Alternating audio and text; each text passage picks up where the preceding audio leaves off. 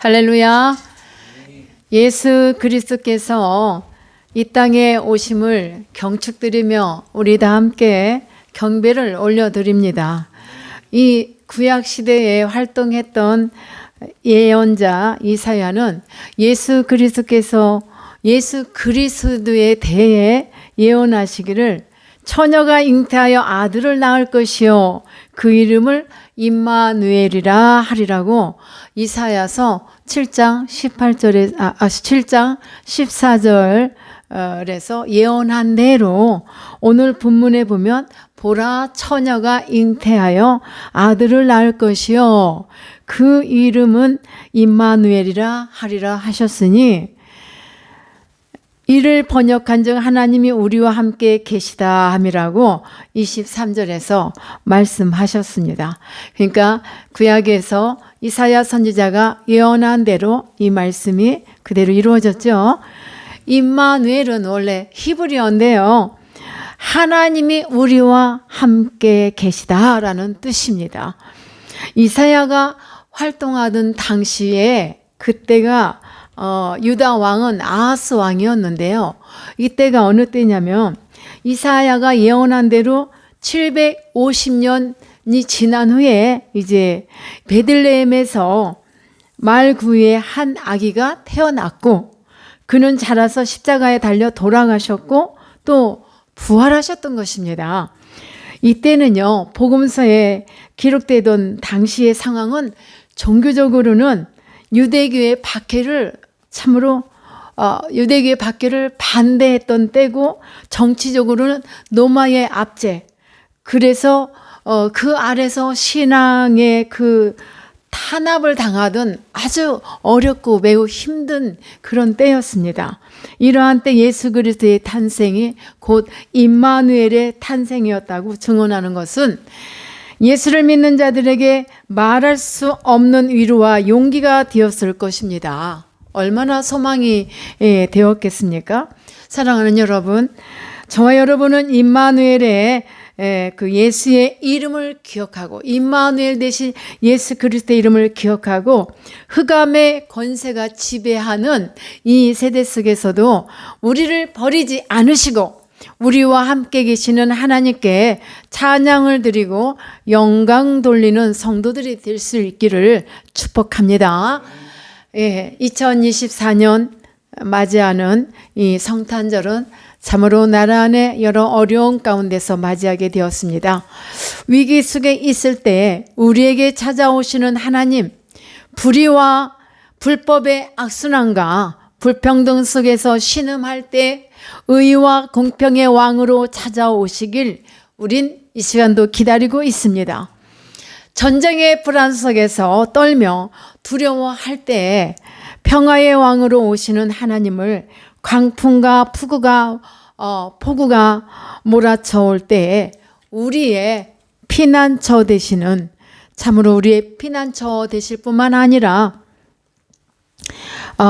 우리의 그늘이 되시는 우리 하나님을 우리는 찬양할 수밖에 없습니다. 그 하나님으로 함께 찬양합니다. 죄와 절망 속에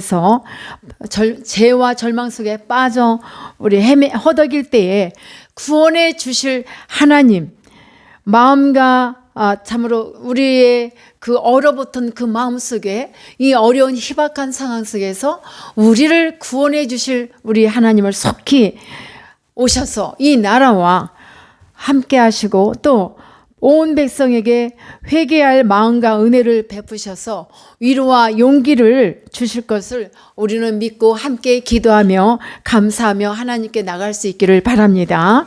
스바냐 3장 15절에서 말씀하십니다. 이스라엘 왕, 중반절부터 이스라엘 왕 여호와가 내 가운데 계시니 내가 다시는 화를 당할까 두려워하지 아니할 것이라 하십니다.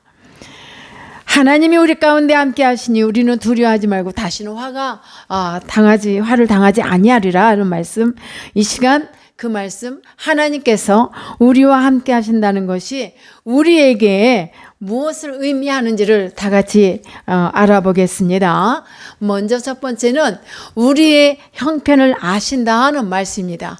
임마누엘, 우리와 함께 하신다는 그 뜻이 뭐냐? 우리의 형편을 아신다는 말씀입니다. 우리의 형편을 가장 잘 아시는 주님이심을 믿습니다. 이 험한 세상에서 우리가 얼마나 고통스러운지를, 또 세상에 대하여 성도인 우리가 얼마나 힘들고 또 우린 얼마나 약한지요. 사실 힘들고 약한 자로서 어렵게 살아갈 수밖에 없어요. 그래서 이 얼마나 약한지, 세상에 대해 약한 것이라면 우리에게 있어서 세상에 대해서 약한 것이 무엇일까요? 무엇이겠어요? 그것은 가장 큰 게 아마 유혹에 약하고, 또한 하나님의 말씀대로 행할 능력이 부족하다는 것입니다. 하나님의 말씀의 능력이 우리에게 부족하니까 우리는 어때요? 실패를 하는 거예요. 그리고 넘어지는 거예요. 우리를 하나님께서 어떻게 하실까? 아주 잘 아시는 분이에요. 넘어짐도 알고 또 이렇게 약해서 흔들림도 알고 이런 것을 잘 아시는 하나님.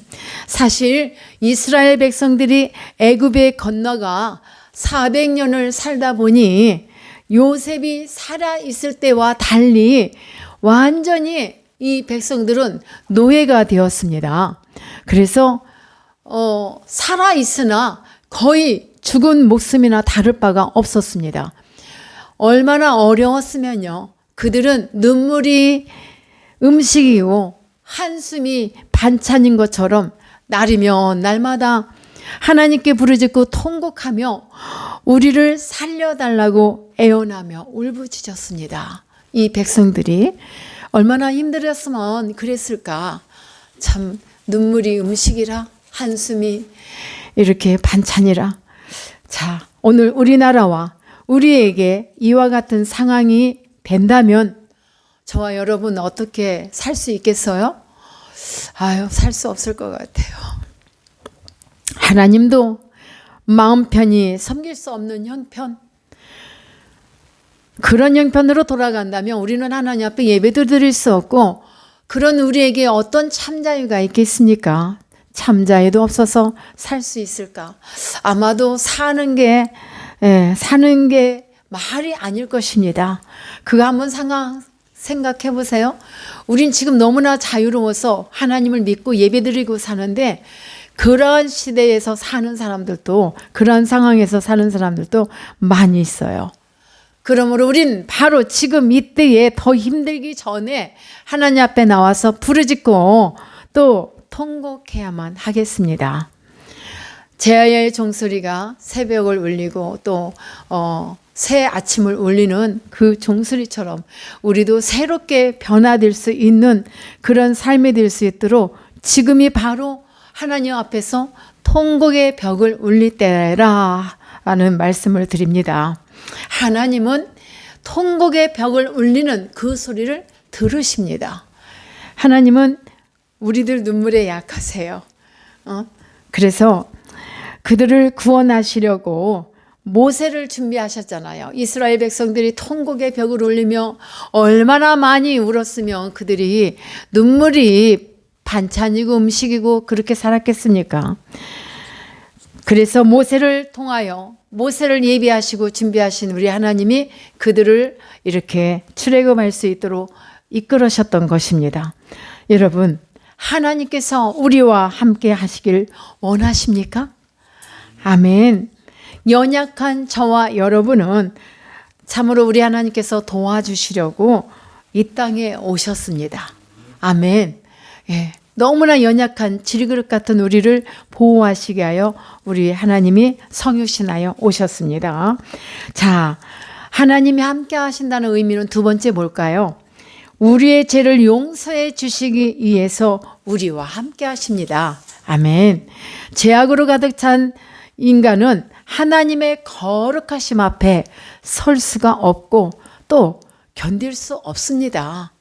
우리가요, 죄의 이 삶으로다가 우리 삶이 온통 가득 차 있다면 어떻게 죄 짓고서 살아갈까? 바늘도둑이 소도둑되는 이것은 엄청난 이 죄띤 삶을 말하잖아요. 그런데 그와 같이 살아가는 사람들은 그거 용기라고 할 수 없죠. 예. 죄악으로 가득 찬 인간은 어떻게 해야만 살 수 있을까? 거룩하신 하나님 앞에 나와야만 되는데 우리가 죄띤 모습으로 하나님 앞에 설 수 있을까요? 자, 이사야 6장에 보면은 그가 소명받는 그때의 그 말씀들이 있어요.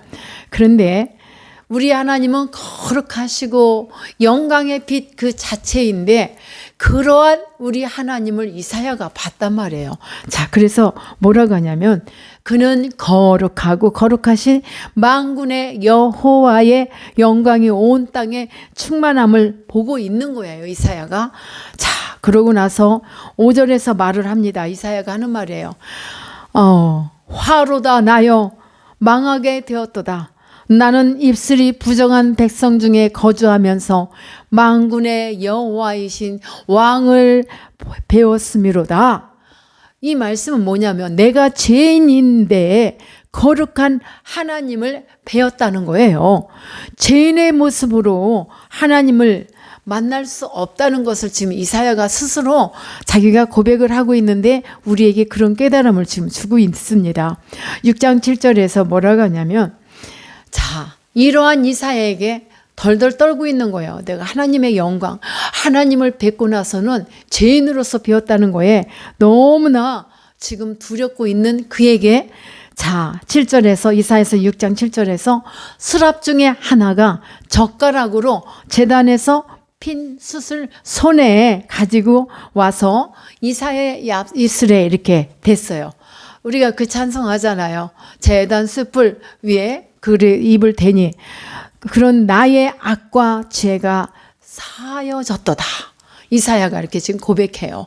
내가 비록 죄인이었고 더러웠던 그런 인간이지만 수랍 중에 하나가 이렇게 와서 그 뜨거운 불젓가락을 내 입술에 지지니까 내 죄가 더러워졌던 입술이 깨끗해졌다고 이렇게 말을 하고 있습니다.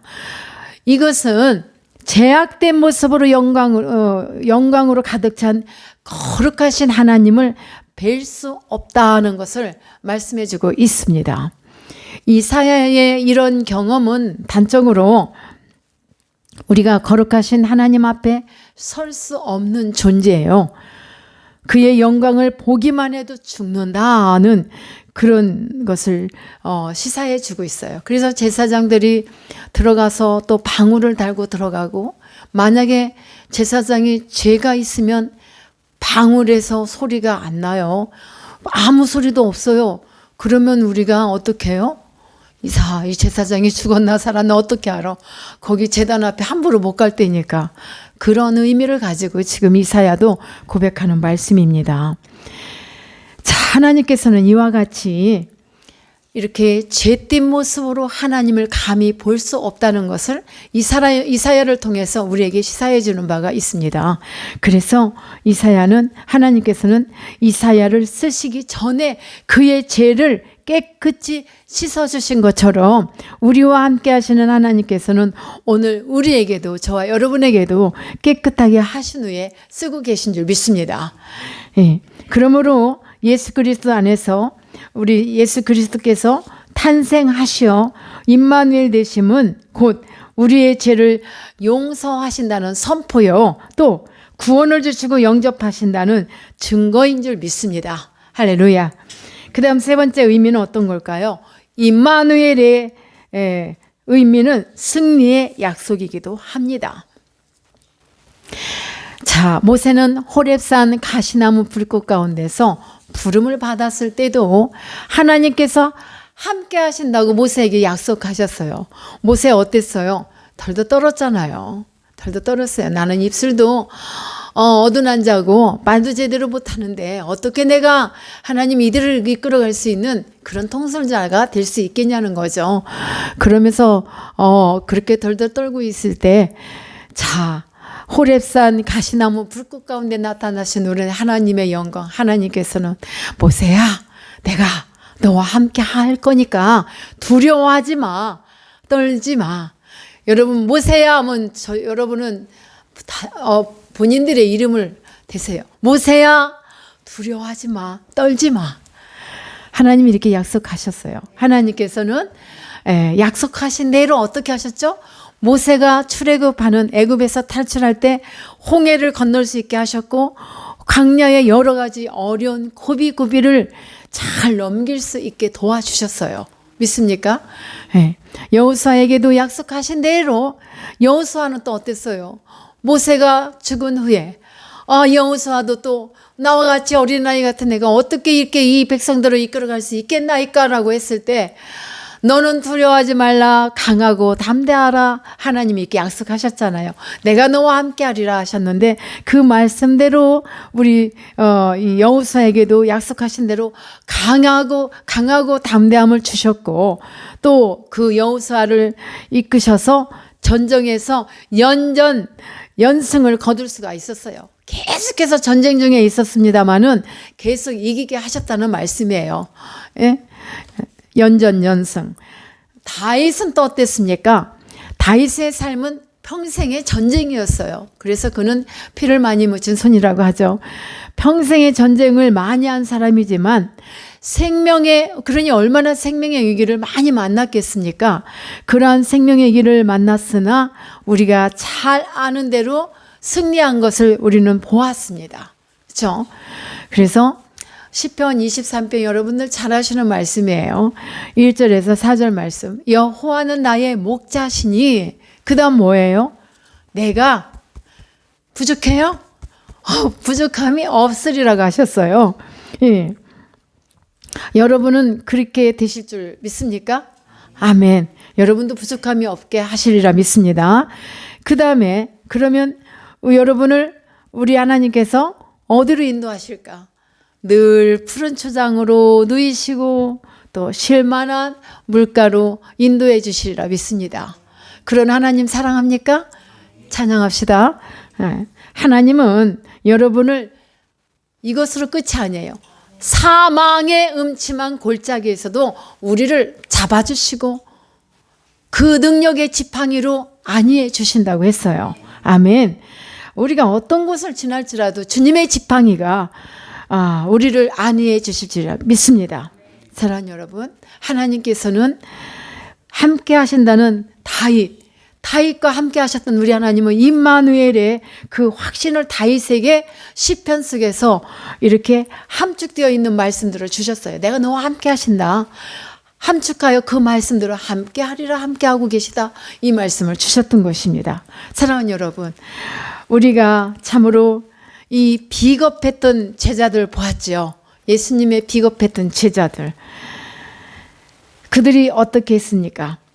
주님께서 약속하신 성령이 그들에게 임하셨어요. 비겁했던 제자들이지만 우리 주님은 미워하지 않고 그들을 불쌍히 여기사 하나님의 성령으로 임하셨어요. 제자들 가운데. 그러니까 이 비겁했던 제자들이 어떻게 변했을까요? 어디서 그 강하고 담대함이 나오는지 강하고 담대함을 갖고 죽으면 죽으리라 하고 생명을 걸고 이제는 말씀을 전하는 거예요. 누가요? 제자들이 그랬단 말입니다. 그래서 이 제자들은 성령이 내게 임하시니 변화가 되었어요. 그러니까 우리가 우리 흔하게 이렇게 말하잖아요. 저 인간은 뭐가 어찌해도 변하지 않아. 하지만 하나님께로 데려와서 성령을 받으면 어떻게 된다? 변화돼요. 손바닥을 뒤집는 것보다 더 강한 놀라운 능력이 그에게 임해서 죽음을 두려워하지 않고 담대함으로 불의에 맞서 싸우면서 승리하리라 믿습니다. 우리가 그와 같은 삶이 되리라 믿습니다. 사랑하는 여러분, 우리와 함께 하시는 하나님의 성령으로 여러분 가운데도 충만하시기를 축복합니다. 자, 사도 바울의 인생 가운데 계신 하나님의 존재가 사도 바울로 하여금 어떤 일도 할 수 있었던 것입니다. 이 바울 전에 사울이 얼마나 완악하고 강팍했어요. 그러나 그가 하나님의 성령이 임재함으로 말미암아 그가 무엇을 하든지 핍박 가운데서도 매를 맞는 가운데서도 그 입에는 오직 예수 그렇게 말할 수가 있었던 것입니다. 우리 성도는 사도 바울의 그 신앙, 사도 바울의 삶을 너무나 잘 알고 계시리라 생각합니다. 믿습니다. 예, 어떤 목사님이 어제 와가지고 저보고 사도 바울처럼 말씀을 전하는 분이라 믿고 있대요. 그럴 거래. 아유, 감히 무슨 말을 그렇게 하시는지 기도해 주세요. 그랬는데, 그러나 우리는 주님께서 말씀하셨어요. 내가 했던 것처럼 너희도 할 수 있어. 그랬던 것처럼 사도 바울이요. 물론 그가 학문도 깊고 똑똑한 사람이지만 그가 그렇게 예수님을 생명을 내걸고 전할 자로 생각했습니까? 근데 예수님을 만난 후로는 그는 그러한 삶을 계속해서 살아왔습니다. 예, 그래서 우리 주님께서는 참으로 사도 바울의 삶을 너무나 잘 아시는 우리 하나님은 저와 여러분의 삶도 너무나 잘 알고 계세요. 그래서 우리가 하나님의 능력을 의지하고 담대함으로 모든 시련을 극복하며 나가는 그런 성도들이 될 수 있기를 주님의 이름으로 간절히 축원합니다. 그 다음에 네 번째 어떤 의미일까? 우리로 풍성한 삶을 살게 하시기 위해 함께 하십니다. 아멘. 우리 성도들이 풍성한 삶을 살도록 주님께서 함께 하시는데 여기서 우리가 꼭 생각해 봐야 할 것은 저와 여러분이 도적맞지 않도록 잘 간수하고 지켜야 할 것이 있습니다. 그것이 바로 뭐냐? 나의 믿음입니다. 나의 신앙입니다. 요한복음 10장 10절에 보면은요. 이 말씀을 우리가 붙들고 나가셔야 되겠습니다. 도둑이 오는 것은 도둑질하고 죽이고 멸망시키려는 것뿐이요.